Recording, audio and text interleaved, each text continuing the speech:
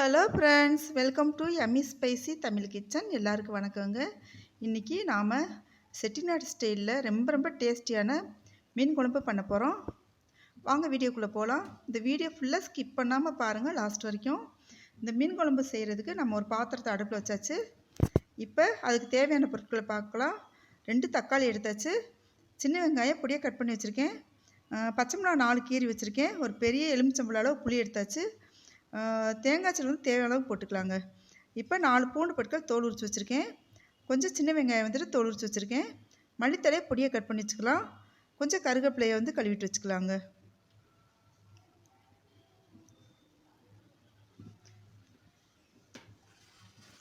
இப்போ சட்டி காயட்டும்.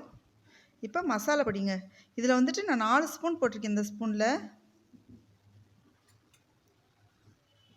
இதுக்கு நான் 1 கிலோ ஜிலேபி மீன் எடுத்திருக்கேங்க.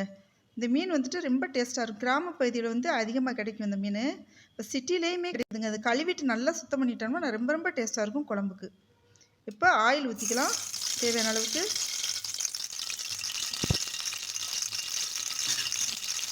இந்த டைமில் ஆயில் காஞ்ச உடனே நம்ம வெந்தயத்தை சேர்த்துக்கலாம்.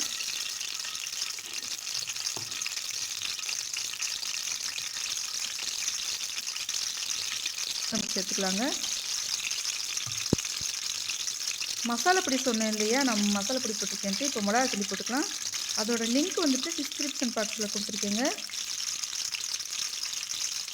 இப்போ சப்போஸ் உங்கள்கிட்ட அந்த மசாலா பொடி இல்லை அப்படின்னா 2 ஸ்பூன் தனி மிளகா பொடி எடுத்துக்கோங்க. 2 ஸ்பூன் மல்லிப்பொடி எடுத்துக்கோங்க.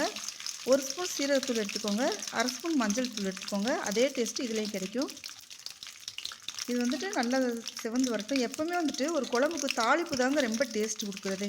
தாளிப்பு சரியாக அமைஞ்சிட்டாலே இந்த குழம்பு ரொம்ப டேஸ்டியாக இருக்குங்க. இப்போ வெங்காயத்தை நம்ம பொடியை கட் பண்ணி வச்சுருக்கோம் இல்லையா, அந்த வெங்காயத்தை இப்போ இதோட சேர்த்து வதக்க போகிறோங்க. போட்டு நல்லா இதை வதக்கிக்கலாம். இதுவும் பொன்னிறமாக வரணும். இந்த மீன் குழம்பு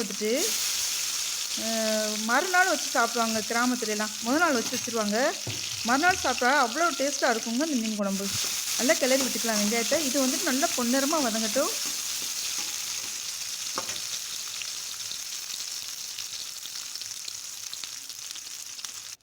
இப்போ மசாலா பொடி சேர்த்துக்கலாங்க. நல்லா கலந்து விட்டுக்கலாம். கொஞ்சம் லைட்டாக வதங்கட்டும். அப்போ தான் இந்த குழம்புக்கு நல்லா கலர் கொடுக்கும். இப்போ கருவேப்பிலை சேர்த்தாச்சு. ஒரு ஃப்ளேவர் கொடுக்கும், ஒரு கலர் கொடுக்கும். இப்போ புளி தண்ணி ஊற்றிடலாம். நல்லா கிளறி ஊற்றிக்கலாங்க. இப்போ பச்சை மிளகாயை சேர்த்துக்கலாங்க. அதோட இந்த டைமில் தக்காளியும் சேர்த்துடலாம். மீன் குழம்புக்கு எப்போவுமே பெரும்பாலும் வதக்காமல் பச்சையாக போட்டால் தாங்க அது டேஸ்ட்டு கொடுக்கும். இந்த பச்சை மிளகா தக்காளியில் வதக்காமல் போட்டால் ரொம்ப நல்லாயிருக்கும். இப்போ தேவையான அளவுக்கு தண்ணி ஊற்றிக்கலாம். இப்போ கல் உப்பு போட்டுக்கலாங்க தேவையான அளவுக்கு. இப்போ இன்னும் கொஞ்சம் தண்ணி தேவையான அளவுக்கு கரெக்டாக ஊற்றிக்கலாம். இப்போ நம்ம மல்லித்தலையை கொஞ்சம் முடிச்சு போட்டு இந்த குழம்புக்குள்ளே போட போகிறோங்க. அது எப்போவுமே இந்த மீன் குழம்புக்கு ரொம்ப டேஸ்ட்டு கொடுக்கும் இந்த மல்லித்தலை. நம்ம குழம்புலாம் ரெடியாக பின்னாடி இந்த மல்லித்தலையை நம்ம எடுத்துருவோம், வெளியில் எடுத்துருவோம். இப்போ மூடி வச்சிடலாம். குழம்பு கொதிக்கட்டும். பாருங்கள் குழம்பு எவ்வளோ நல்லா கொதிச்சு வந்துருச்சுன்னு சொல்லிட்டு. இந்த மீன் குழம்புலேயே நிறைய வெரைட்டி இருக்குங்க.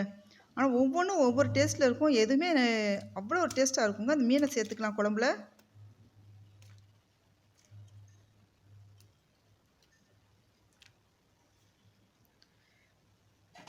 இது சும்மா ஒரு 5 நிமிஷத்தில் வெந்துடுங்க அந்த மீன். நல்லா கிளறி விட்டுக்கலாங்க. மீன் உள்ளே போட்டு இப்போ மூடி வச்சிடலாங்க.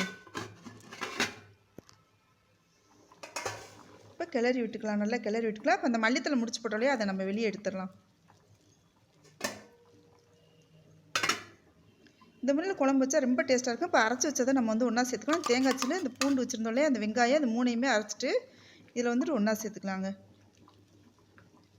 இந்த குழம்பு ரொம்ப டேஸ்ட்டாக இருக்குது. இப்போ கருவேப்பிலை போட்டாச்சு. மூடி வச்சிடலாம். அந்த ரெசிபி உங்களுக்கு பிடிச்சிருச்சுன்னு நம்ம சேனல் இது வரைக்கும் சப்ஸ்கிரைப் பண்ணலாம். சப்ஸ்கிரைப் பண்ணிக்கோங்க. பெல் ஐக்கானை கிளிக் பண்ணிக்கோங்க. கமெண்ட் பண்ணிக்கோங்க. ஷேர் பண்ணுங்கள். இப்போ மல்லித்தலை தூவியாச்சு. தேங்க்யூ.